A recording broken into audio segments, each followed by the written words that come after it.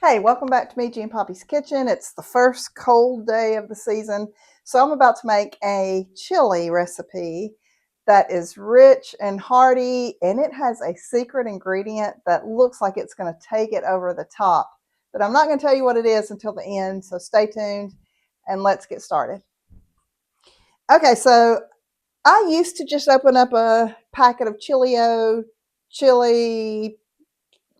seasoning and mix the meat with it and all the other stuff that it tells you on the packet, and call it a day for chili. But in the last few years, I have seen chili recipes that you just add your own spices and things, and to me, they're so much better. And so I found this recipe a couple of days ago, and I said, and it looked like cold weather today, and I'm like, I'm making that. I'm going to try it. It has an ingredient at the end that I cannot wait to try in this chili. So we're going to try this. My mom and dad are coming over to taste it, so we'll see how it goes, and I'll let you know. Okay, this is called Mom's award-winning chili. Now, it's not my mother, but whoever did this recipe said that it's been in their family. It feeds approximately 8 to 10 people and takes about 2 hours from start to finish. I only have about an hour, so this is and I am going to adjust it as I go, as I'll show you. But I will tell you exactly how it is supposed to be. Okay, so you start off with 2 pounds ground beef and 1 pound ground Italian sausage. I'm not making it for that many people, so I'm just using 1 pound of ground beef and 1 pound of the Italian sausage. Might want the plastic off of the Italian sausage. Um, and we're going to brown this until it's completely brown. Have y'all ever do y'all know what this is? The little meat smasher thing? I don't know what it's called. But Phil got me this for Christmas a couple of years ago, and I love it when there's a lot of meat. Like when it's just a little meat, I don't worry about it. But when it's a lot of meat like this, it works wonders. I love it. Okay, so I'm going to brown the meat. And then let me tell you what we're going to do after that. Okay, we're going to cook it until no pink remains, which says it's about 8 to 10 minutes. Then we're going to drain the fat, leaving about 2 tablespoons in the pot because we're going to saute our vegetables in the leftover fat from the meat. So, okay, so let's brown this. And again, just to brown it, just break it up, cook it until it is brown. I've got mine on 6 to 7. I'll probably turn it up a little bit. And I'll just come back when it's brown because I don't think you need any instructions on how to do that. And I forgot to mention, just go ahead and do it in brown the meat in the pot that you're going to use for your chili. That just saves a cleanup step. And this is getting browned. It's completely brown. And I must have used a lower fat meat than what they did because I barely have any fat to save at the bottom. And don't you think the addition of that ground sausage in there is going to be so good? I just think that's another ingredient that's going to take it over the top. Okay, so let me tell you what it says to do next. So you're supposed to put some vegetables in here now. And let me tell you what they are. 2 large yellow onions diced. Phil doesn't like onions, so I am leaving those out. A large bell pepper diced. It would be good. I'm just leaving it out. 4 cloves garlic minced. So I always get this like a jar or a little tub of garlic, and each teaspoon is a clove, so I'm not going to leave the garlic out for sure. So I am doing 4 cloves of garlic, and then 2 jalapeno peppers, seeded and finely diced. Again, leaving that out. Don't want to make it any spicier than I need to. Okay, and that's just a personal preference. So I'm supposed to saute the vegetables, so I will saute the garlic in there for about a minute. And then it says add the tomatoes. paste. Okay. It's a 6-ounce can of tomato paste, and it said stir in tomato paste and cook for 2 to 3 minutes, allowing it to caramelize slightly and to deepen in color. So that's what I like about this recipe, because it gives you these little tips. No wonder she won awards with this. Like, I've never seen to cook tomato paste for a couple of minutes to deepen the flavor and the color, but I like it. Okay, stir that in, and we will let it cook for a little bit, 2 to 3 minutes. And then I'll go ahead and read what we're going to do next. We're going to add the spices, and then stir constantly for a minute to toast the spices and release their oils. See? That's just a neat little tip. And again, this isn't going to be any more trouble really than I mean, it is a little more trouble to measure out your spices than to just tear open a packet and dump it out. But I'm telling you, it makes a world of difference when you make your own. Okay, so let's see what our spices are. 3 tablespoons of chili powder. We'll let this cook for just another minute. It smells so good. It looks delicious. Okay, 3 tablespoons of chili powder. 2 tablespoons of cumin. 1 tablespoon of smoked paprika. If you don't have smoked, regular is fine. A tablespoon of brown sugar. Yum. 2 teaspoons oregano.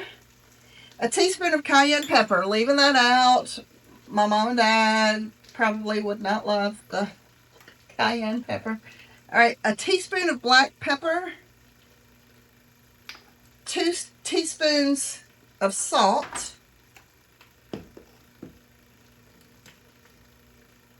Which each of these is a half, so I'm doing 4 of these. Okay, let me see. It also have Worcestershire sauce, but I don't know if that goes in with this or if it, because this needs to, what did she say? To toast and release their oils. Yeah, no, I'm not supposed to put the Worcestershire sauce in yet. Oh my goodness, you should smell this. It smells so good. Okay, it's been about a minute, so I'm going to add the rest of the tomatoes and the rest of the liquids. Okay, so let's see what that is. The rest of the tomatoes is a 14.5 can of diced tomatoes, and then a 28-ounce can of crushed tomatoes.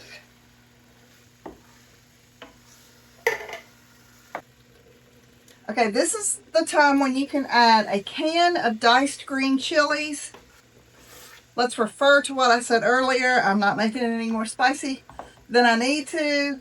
So instead, I'm leaving that out.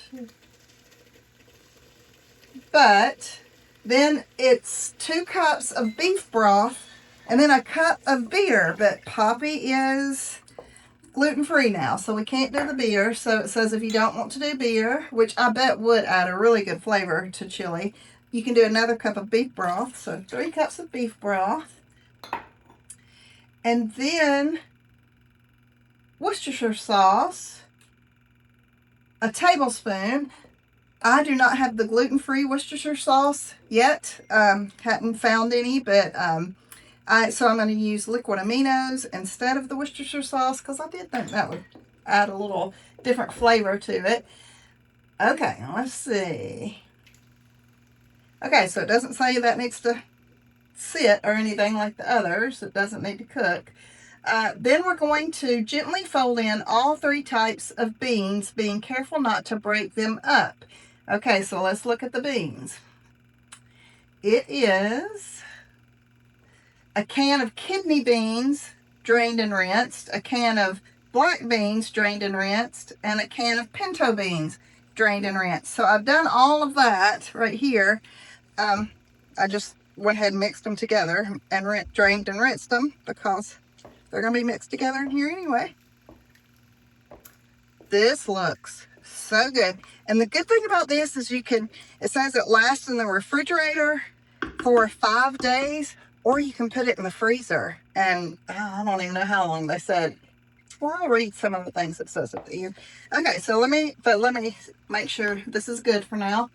All right, so it says, bring the mixture to a boil, then reduce the heat. So I'm turning it up to close to high. Then we're going to reduce the heat to low and simmer partially covered for 1.5 to 2 hours. Like I said, I've got about 45 minutes. And it says you need to stir it occasionally.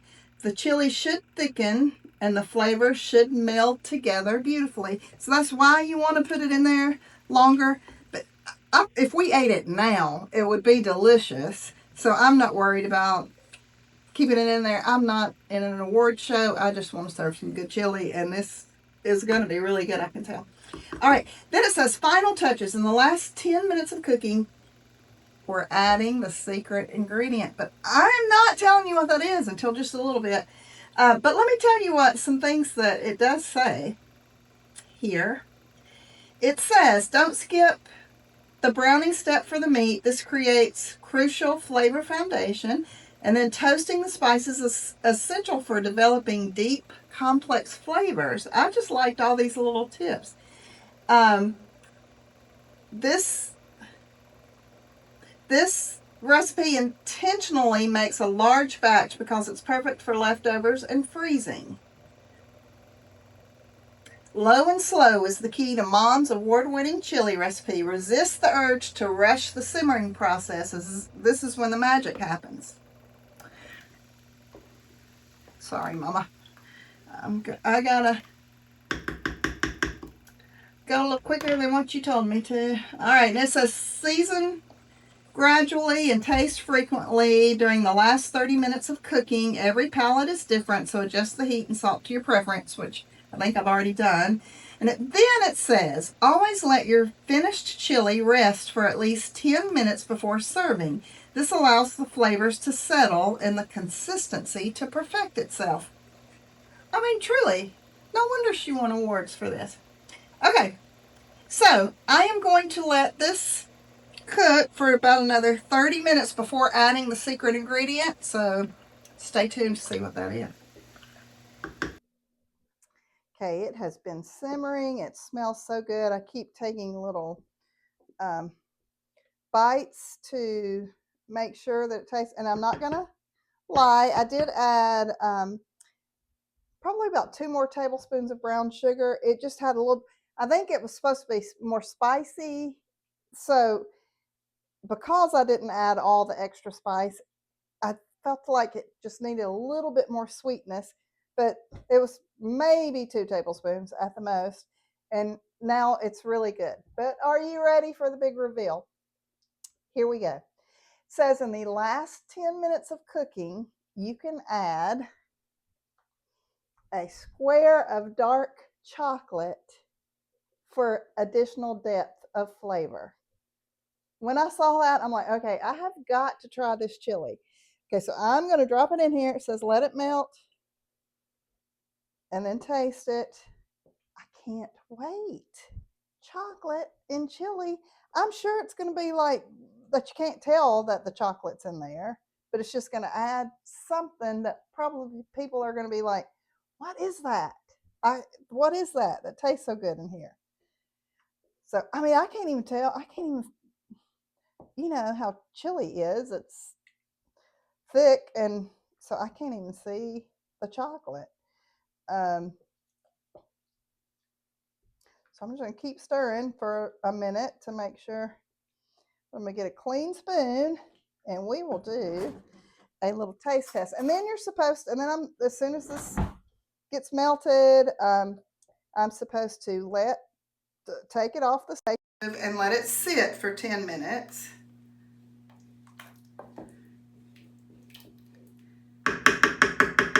So that the flavors can meld together well, it says. Okay, so let's see. I'm assuming that the chocolate is melted in there. It's so hot, I'm scared to.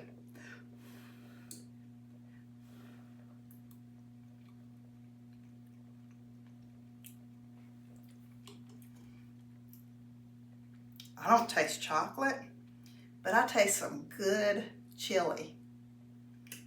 That is so good. I don't know if the chocolate did anything or not. That's like some of the best chili I've ever tasted. And I'm not just saying that. That is delicious. If you give this one a try, please let me know in the comments, because I would love to know if you can taste the chocolate, or if you think this is also the best chili that you've ever made. Okay, if you want to make some good chili for your family, and you're going to have a ton and you're going to have leftovers, make this recipe. I'll link it to the bottom. Happy fall season, happy cold season. Make you some chili. Thanks for watching us.